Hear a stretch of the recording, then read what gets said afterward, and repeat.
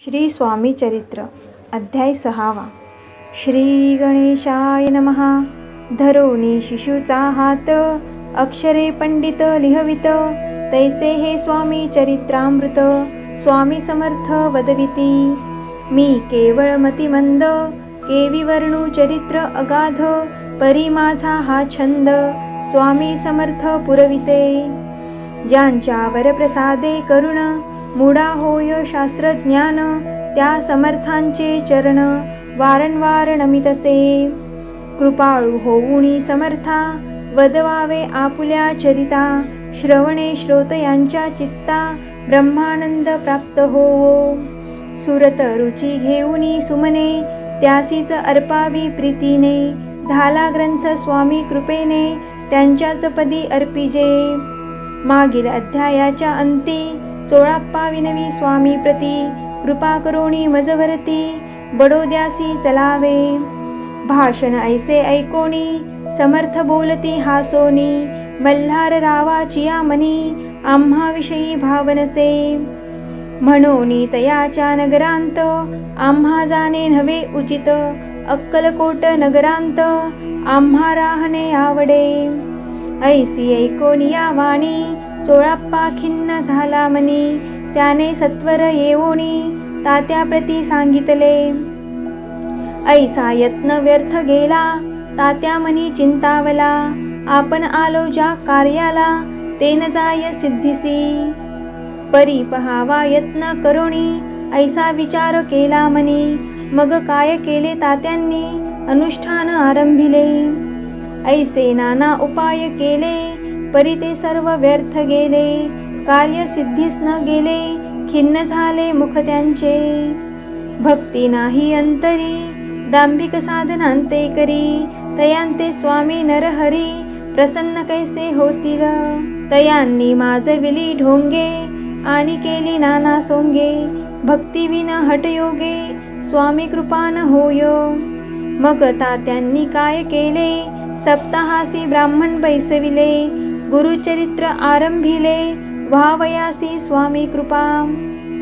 परी तयाच्या वाड्यांत, कधी न गेले समर्थ, तात्या झाला व्यग्र चित्त, काही उपाय सुचेना. मल्हार राव नृपाने, पाठविले ज्या कार्याकारणे, ते आपल्या हातून होणे अशक्यैसे वाटते. आता जाऊनी बडोद्यासी, काय सांगावे राजयासी, आणि सकळ जनांसी, तोंड कैसे दाखवावे. ऐशा उपाये करोन, न होती स्वामी प्रसन्न, आता एक युक्ती योजून, न्यावे पळवून यतीसी. स्वामी केवळ ईश्वर मूर्ती, हे नेने तो मंदमती, म्हणून योजली कपटयुक्ती, परी ते सिद्धी ते न जाय. असो कोणे एके दिवशी, साधोनी योग्य समयासी, मेन्यात घालोनी स्वामींसी, तात्यासाहेब निघाले. कडप गावचा मार्ग धरिला, अर्धमार्गी मेना आला, अंतरसाक्षी समर्थाला, गोष्ट विदित जाहली. मेन्यांतुनी उतरले, मागुती अक्कलकोटी आले, ऐसे बहुत वेळा घडले, हाही उपाय खुंटला. मग पुढे राजवाड्यांत, जाऊन या राहिले समर्थ, तेव्हा उपाय खुंटत, टेकिले हात तात्यांनी. या प्रकारे यत्न केले, परी तुतके व्यर्थ गेले, व्यर्थ दिवस गमविले, द्रव्य खर्चिले व्यर्थची. मग अपयशाते घेवोनी, बडोद्यासी आले परतोनी, समर्थ कृपा भक्ती वाचोनी, अन्य उपाय न होय. परी मल्हार राव नृपती, प्रयत्न आरंभित पुढती, सर्वत्रांसी विचारिती, कोण जातो स्वामीकडे. तेव्हा मराठा उमराव, यशवंत तयाचे नाव, नृप कार्याची धरुणी हाव, आपण पुढे जाहला. स्वामी कारणे वस्त्रे भूषणे, धन आणि अमोल रत्ने, देऊनी त्या जवळी नृपाने, आज्ञा दिधली जावया. तो येऊनी अक्कलकोटी, घेतली समर्थांची भेटी, वस्त्रे अलंकार सुवर्ण ताटी, स्वामी पुढे ठेवित. ती पाहुणी समर्थाला, तेव्हा अनिवार्य क्रोध आला, यशवंता पाहोनी डोळा काय तेव्हा बोलले, अरे बेडी आणोनी सत्वर ठोका याचे चरणी, ऐसे त्रिवार मोठ्यांनी समर्थ क्रोधे बोलले. क्रोध मुद्रा पाहोनी यशवंतराव भ्याला मनी, पळाले तोंडचे पाणी लटलटा कापू लागला. मग थोड्याच दिवशी आज्ञा आली यशवंतासी, सत्वर यावे बडोद्यासी तेथील कार्यासी सोडोनी.